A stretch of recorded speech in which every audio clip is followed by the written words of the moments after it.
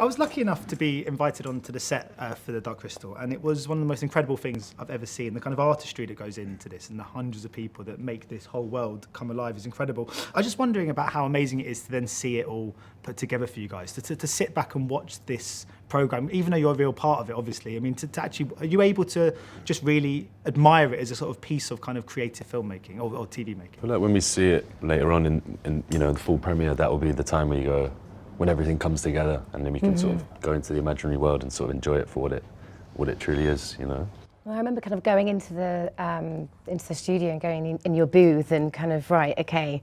And I'm such a huge fan of the original, the movie, and I remember the first scene came up and I was really nervous, but I just saw my character and all the Gelflings and I was like, oh my God, it's there. And it was just amazing to actually see, you know, what they've already created and be part of that.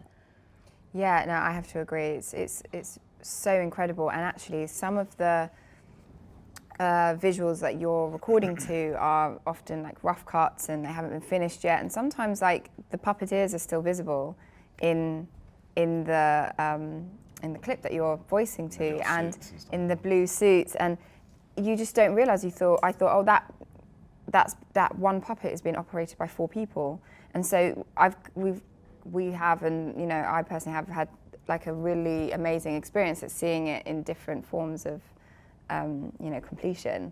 And I always was incredibly excited when I saw the puppeteers. I know that's like not the sort of point of like, you know, but they just do such an amazing job, and it was kind of cool to see that process because I didn't get to go to set, so it was. It's the first time we've seen it already. Yeah, this is amazing. It's so exciting. Even know how big the puppets were. I know, they're smaller than, because on screen they're like really big. Because you mentioned obviously you were a big fan, but how about you guys as well? Did you grow up kind of watching this as well? Are you quite new to this now? I think it's etched in our brain, like in our, if you know, the 80s or whatever is sort of in there, and just that Skeksis face is in my brain. I knew it, and I was scared of it, and starting to go back into that world, really. Yeah, I can't say that I was like a, you know, like die-hard fan of it. I mean, I remember watching it as a kid and thinking it was really great and terrifying and all of the things that we love about it. I remember sort of really appreciating it for what it was. But also, when this opportunity came along, I was like, Dark Crystal. I mean, I knew exactly what we were dealing with, and it was really exciting prospect to be involved. So. Because it has got this huge kind of quite cult following, which it's one of those, because I've obviously got the interview confirmation to meet you guys today, and there's a list of things I'm not allowed to talk about, which is the sort of a sign of something that's got this kind of really sort of entrenched fan base. Do you quite enjoy being involved in something like that? Of course, you've had it in the MCU, and then obviously Game of Thrones and stuff like that. Do you quite like being in something that you can't talk about to people, that kind of something it is sort of drenched in secrecy, or do you actually find it quite frustrating when you just want to chat and you know that you're not allowed? I kind of find it very easy actually to keep the secret because I just don't want to ruin it for the fans. I just think it's, you know, it's something that is, it's like a treasured thing that you've been part of and created, and I get so excited when fans, I can't wait for the big reveal. So it's always, I find it very personally easy to keep it a secret. Yeah, I have literally fallen out with people when they've ruined the ends of films or series for me. I'm like, right, well, great. Why do I even have to watch it now?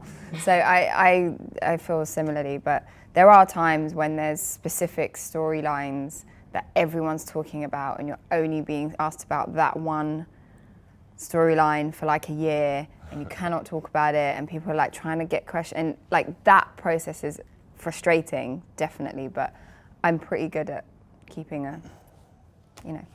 And I often find that fantasy films or kind of sci-fi and stuff like that is the best way for us to understand reality. I think sometimes we almost have to step out of it in order to best kind of understand it. And what do you think the Dark Crystal in this instance is telling us about the world we live in today? Because I mean, I do feel there are real kind of messages to this. What would you say is the kind of takeaway from it?